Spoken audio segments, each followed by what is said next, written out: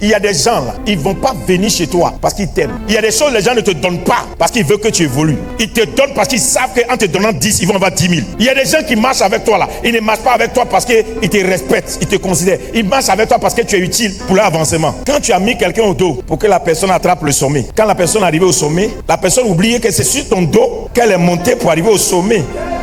Oh. Et puis la personne là pour dire non, tu es là depuis là, moi je suis venu te dévancer. Pourtant c'est parce que j'ai oublié le sommet pour toi. J'ai compris que moi j'ai la capacité de supporter des poids que tu ne peux pas supporter. Et que je t'ai laissé monter premièrement parce que je veux monter après. C'est pourquoi je t'ai fait passer. Mais c'est pas parce que tu es passé que tu es mieux que moi. Je t'ai fait passer. Est-ce que quelqu'un m'écoute un peu? Tous ceux que tu as fait monter, qui sont en train de te négliger, mépriser, qui veulent t'humilier, je déclare à partir de cette onction ce soir, tu as monté, tu commences à monter. Amen. Tu ne vas pas les rejoindre seulement, mais tu vas arriver au sommet et tu vas commencer à porter les gens du sommet. Est-ce que je prophétise sur quelqu'un? Il y a des gens qui sont nés sommets eux-mêmes avant de grimper des sommets. C'est-à-dire qu'ils arrivent au sommet, ils créent des sommets. C'est-à-dire tu deviens le sommet qui crée le sommet que personne n'a jamais vu. Jusque-là, les gens ont vu des choses, mais il y a des choses qu'ils n'ont pas encore vues parce que tu n'es pas encore arrivé. Le Dieu qui a mis Javert au sommet, à partir de ce soir, il va te mettre au sommet de la pauvreté à la richesse, de l'humiliation à la gloire, de la confusion à si tu dis Amen, que le Dieu du sommet te rencontre. Mon pasteur, tu portes des gens et tu dis, si tu arrives, on va ensemble faire ça. Et comme eux, ils sont arrivés avant toi, ils ont dit non, lui, il n'a qu'à rester là-bas. C'est nous, on doit voir. Mais le chemin par lequel tu es passé pour les porter là, eux, ils ont cru que la montagne n'a qu'une seule face. Et ils ont pensé que la montagne n'a qu'une seule entrée. En te bloquant cette entrée, tu n'auras plus d'autre accès. Entre-temps, une montagne, la face qui s'est présentée à toi, c'est elle que tu grimpes. Mais il y a une autre face qui est derrière, qui n'appartient pas à ce village. Est-ce que quelqu'un comprend l'intelligence? Je suis en train de prophétiser sur toi. Le chemin que tu as pris avec les gens et puis t'ont oublié là. Ce qui est arrivé à Joseph. Ils ont laissé Joseph dans la prison pensant qu'en l'oubliant, le destin l'a oublié. Mais ils ont eu besoin de lui encore. Et ils sont allés le chercher pour régler le cas le plus sérieux. J'ai dit les mêmes personnes qui t'ont abandonné. Il y a un autre rendez-vous qui arrive. Je prophétise un autre rendez-vous sur ton chemin. Il y a des gens qui viendront sur ton chemin. Et viendront, ils auront plus besoin de toi qu'hier. Amen. Et tu vas te présenter à l'autre face. Mais quand tu vas te présenter à l'autre face de la montagne, signe un bon contrat. Souviens-toi du passé et signe un bon contrat. Yes. Ne fais plus confiance aveuglement à l'homme. Fais confiance à ta destinée. Amen. Fais confiance à ta lumière. Amen. Fais confiance à la grâce de Dieu qui est sur toi. Amen. Ne lève plus n'importe qui, ne mets plus tout le monde au sommet. Parce qu'il y a des gens, quand ils vont arriver là, ils vont t'humilier, ils vont te mépriser, ils vont t'écraser, ils vont t'effacer. Mais je t'annonce au nom de Jésus un autre rendez-vous. Car je sers un Dieu qui est le Dieu de la deuxième gloire. Il a dit, la gloire de la deuxième maison sera plus que celle de la première. Je sers un Dieu qui dit, alléluia, la seconde saison sera plus que la première saison. La pluie de l'arrière-saison sera plus grande que la première pluie. Je suis en train de dire à quelqu'un, les derniers vont être les premiers. C'est la Bible qui le dit. J'ai fait de toi un premier, mais tu vas devenir dernier parce que je ne suis pas dernier. C'est à moi que tu as donné la grâce. Et je te dis à quelqu'un, si Joseph est sorti de la prison, tu vas sortir de cette prison. Si Joseph est sorti de cette situation, tu vas sortir de là. Si Jabet est sorti de la prison, tu vas sortir de là. Tu vas quitter la douleur, tu vas quitter les épreuves, tu vas quitter la difficulté, tu vas quitter la maladie, tu vas quitter la pauvreté, tu vas quitter l'échec, tu vas quitter la stérilité. Dieu va te positionner. Eux, ils ont eu des choses, mais toi, tu arrives. Dis à quelqu'un, j'arrive. J'arrive. Tu arrives avec une grâce. Oh, l'injustice doit être corrigée. Amen. Cette injustice est naturelle. Et je suis béni parce que je vais lui dire une chose. Tant que c'est naturel, c'est gérable. Tu sais pourquoi c'est gérable? Ésaïe 61 dit, l'Esprit du Seigneur est sur moi. Il m'a oint pour libérer les captifs, proclamer une année de grâce. Est-ce que tu m'écoutes bien? Amen. Quand le surnaturel arrive sur ta vie, le surnaturel contrôle le naturel. Je suis en train de dire à quelqu'un maintenant, l'Esprit du Seigneur viendra sur toi. Ce qui te dominait va se soumettre. L'opposition va devenir soumission. L'esclavage va devenir domination. Je suis en train de dire à quelqu'un, ce qui te faisait souffrir, tu vas faire souffrir la chose. Ce qui te troublait, tu vas troubler la chose. Je t'annonce ta nouvelle rentrée dans la ville. Ils vont te connaître dans cette ville. Ils vont te connaître dans ce pays. Ils vont te connaître dans cette génération. Je vois ta montée. Je vois ton élévation. Tu vas les étonner. Tu vas les surprendre. Tu n'es pas encore fini. C'est eux qui pensent qu'ils ont fini avec toi. Dieu n'a pas fini avec toi. Quelque chose arrive. Ne perds jamais le temps dans la vie des gens qui n'ont plus ton temps parce qu'ils sont montés. Pasteur, c'est un conseil qu'il te donne. Ne perds jamais le temps dans la vie des gens parce qu'ils sont montés, ils n'ont plus ton temps. Fais attention, devant toi là, il y a toujours une nouvelle saison qui arrive. Sinon, tu vas continuer à poursuivre ceux qui te méprisent, ceux qui t'insultent. Et tu vas continuer à dire non, c'est mon droit. Dieu n'a jamais dit qu'un homme te bénira. Dieu a dit je te bénirai. C'est parce que tu ne fais pas confiance à Dieu que quand quelqu'un béni t'a quitté, ton cœur est déchiré. Je voulais que tu saches une chose. Quand cette semaine va répéter ça dans ta maison, il y a des injustices naturelles que tu dois accepter parce que tu es un homme surnaturel. Tu es une femme surnaturelle. Tu n'es pas une personne simple. La vie veut t'imposer quelque chose, il faut t'imposer à la vie. Parce qu'à cause de ça, on a Jésus. Pasteur, deuxième conseil. Dans ta vie, prends l'humiliation et les défis, les injures, les mauvais comportements des gens que ton ministère a élevés envers toi. Ne les prends pas comme une douleur, une malédiction. Prends ça comme une ascension. Prends ça comme l'échelle pour monter. Tu dois toujours comprendre une chose. Si Dieu a permis que ça t'arrive, c'est pour quelque chose. Donc, dans le lion mort, on peut trouver du miel. C'est ce que ça veut dire. Dans une situation qui paraît pourrie, là, Dieu peut avoir une révélation pour toi. Trouve toujours une révélation dans tout ce qui t'arrive. Si Dieu dit à quelqu'un de te donner quelque chose, et puis la personne dit à cause de ça, je ne te donne pas, applaudis le ciel. Dis-toi, Dieu sait que dans 10 ans, cette personne va me faire du mal. C'est pourquoi il me l'a révélé aujourd'hui. Si Dieu permet qu'il y ait des gens qui viennent t'insulter parce que Dieu n'a pas manifesté sa gloire dans la vie de ces personnes. Sinon, si ça atteignait le sommet, tu allais avoir crise cardiaque. Dieu permet que les personnes t'insultent même temps au carrefour ici. Comme ça, tu sais prendre tes dispositions pour ne pas continuer la marche. Parce que tu m'as bien compris, non? Il ne faut jamais perdre ton temps en train de gêner contre quelqu'un pour qui tu as prié, qui est devenu quelqu'un qui te méprise. Il ne faut jamais faire ça. Bénis Dieu pour la personne et dis à Dieu qui est le prochain. Quand David a tué l'ours et a tué le lion, personne n'a témoigné de lui. Personne n'a raconté qu'il a tué l'ours. Même son père n'en a pas parlé. Mais quand il s'est retrouvé devant Goliath et qu'on lui demande sur quoi tu comptes pour tuer Goliath, il dit à Saoul, j'ai déjà tué lion, j'ai déjà tué ours. L'homme là, il ne m'effraie pas. Écoute, les gens ne vont pas témoigner parce qu'ils ne veulent pas qu'on sache que c'est toi que Dieu a utilisé. Il veut cacher l'histoire. Il s'éloigne de toi parce qu'il ne veut pas qu'on sache que c'est pas toi. Mais n'oublie pas que chaque exploit ouvre la porte à des exploits. Et que Dieu n'a pas fait ça pour que tu prennes profit de ça. Dieu a fait ça pour t'entraîner. Aucun joueur professionnel ne reste sur son terrain d'entraînement. Il va sur le terrain de match.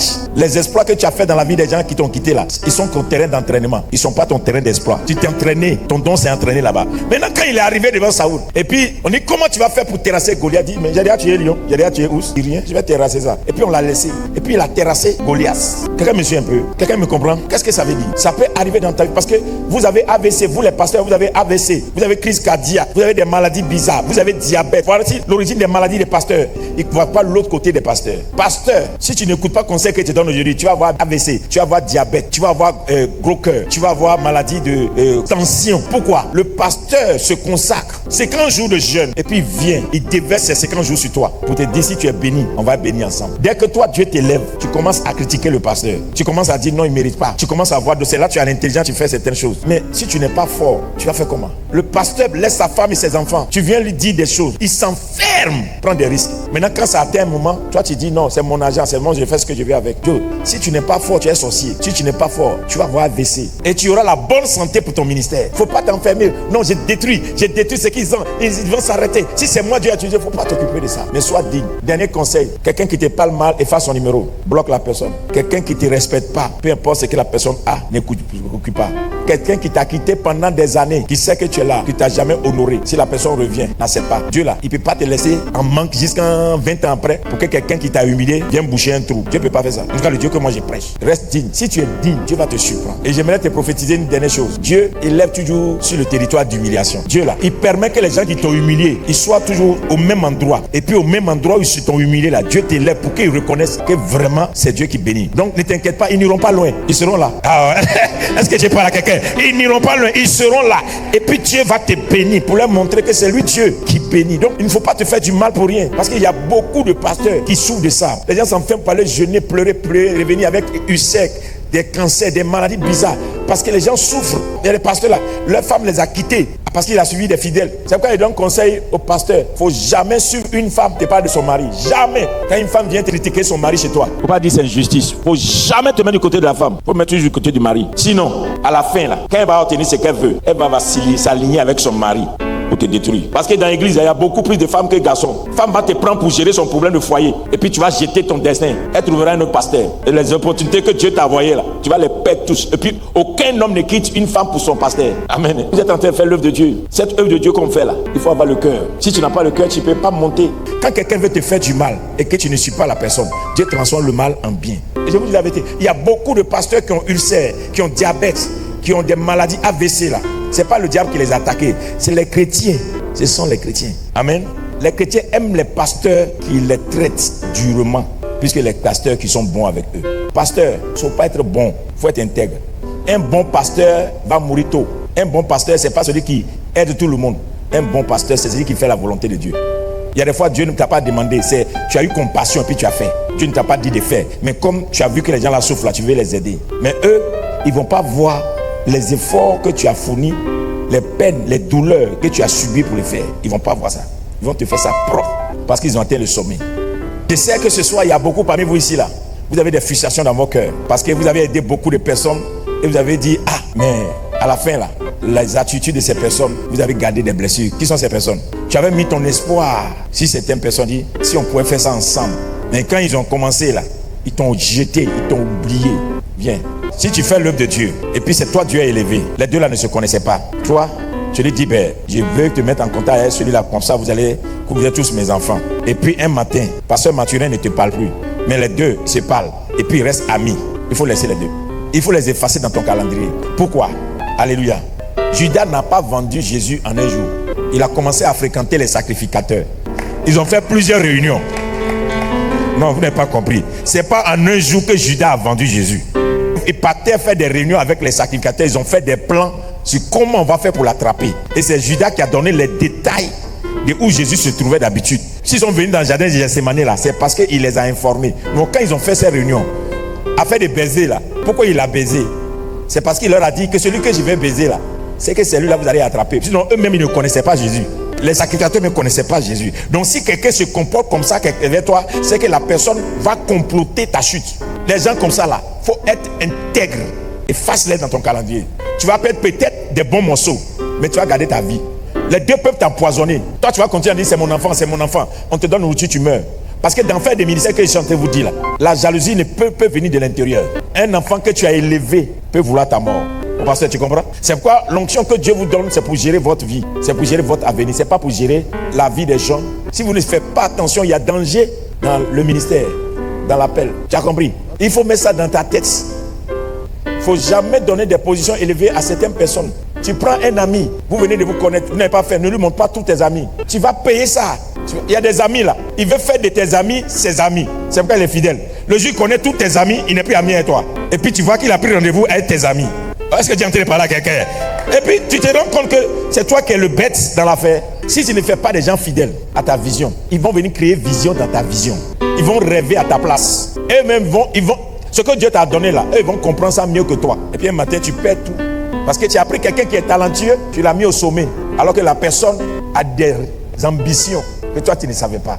Je te répète, si vous voyez en ville des gens très talentueux qui sont pauvres, ne les plaignez pas.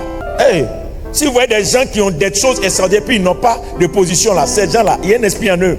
Toi, il ne faut pas aller ramasser ça pour mettre au sommet.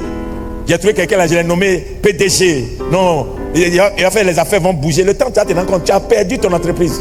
C'est un talent, mais il y a un esprit dedans. Et avant que tu ne lèves quelqu'un, la personne doit te rester fidèle. Les gens ne sont même plus fidèles à ce qu'ils disent. Il n'est pas facile pour l'homme qui arrive au sommet de rester loyal. C'est pas facile. Et ne mets pas dans ta tête pour dire que non, celui-là ne va pas me trahir. Papa, Lucifer là, il était une personne très attachée à Dieu. Mais quand il est arrivé au sommet là, il a voulu renverser son maître. Et c'est la nature de l'homme. Il y a des femmes à qui Dieu ne donne pas d'enfants. Vous savez pourquoi? Parce que son corps n'a pas encore changé. Quand tu donnes enfant à un homme là, tu lui donnes un héritier. Maintenant quand tu es en train de dire un homme, est-ce que tu sais que toi là, si tu me fais ça, il va te quitter? Pourquoi Dieu va te donner un enfant? Ça veut dire que demain là, une des erreurs va faire que tu vas laisser l'héritier, tu vas gaspiller l'héritage, tu ne vas pas être fidèle. Donc Dieu va fermer tes entrailles. Mais une femme qui dit, je suis avec toi, fais un effort pour changer, mais je te garderai à vie. Les gens ne vont pas me décevoir. Tout ce qu'ils font là, ça ne va même pas me décevoir. Je suis là. Cette femme là, Dieu ouvre ses entrailles. Et Dieu bénit. Dis à quelqu'un, tu es venu servir Dieu ou bien tu es venu te servir?